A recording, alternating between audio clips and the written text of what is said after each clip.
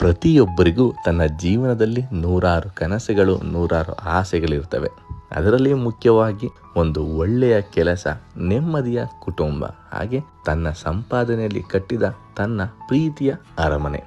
ಇವುಗಳು ತನ್ನ ಜೀವನದಲ್ಲಿ ಸಾಧನೆಯ ಒಂದಷ್ಟು ಹಂತವನ್ನು ತಲುಪಿದ್ದೇನೆ ಎನ್ನಬಹುದಾದ ಪ್ರಮುಖ ಅಂಶಗಳು.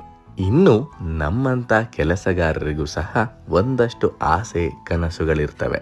ನಾವು ಪ್ರತಿಯೊಂದು ವರ್ಗದ ಜನರನ್ನ ತಲುಪಬೇಕು, ಹೊಸತನ್ನೇನೋ ಕಲಿಯಬೇಕು, ವಿಶೇಷವಾಗಿರುವುದನ್ನು ಪ್ರಸ್ತುತಪಡಿಸಬೇಕು, ಒಂದಷ್ಟು ಪ್ರಯೋಗಗಳನ್ನು ಈ ಜಾಗದಲ್ಲಿ ಮಾಡಬೇಕು. ಇಂತಹ ನಮ್ಮ ಕನಸುಗಳಿಗೆ ಅವರ ಕನಸುಗಳು ಜೊತೆಯಾದರೆ ಅಲ್ಲಿ ಮಾಯಾ ಲೋಕವನ್ನೇ ಸೃಷ್ಟಿ ಮಾಡಬಹುದು. ಈ ಮಾಯಾಲೋಕ ಸುಖ ಸುಮ್ಮನೆ ಸೃಷ್ಟಿಯಾದುದಲ್ಲ.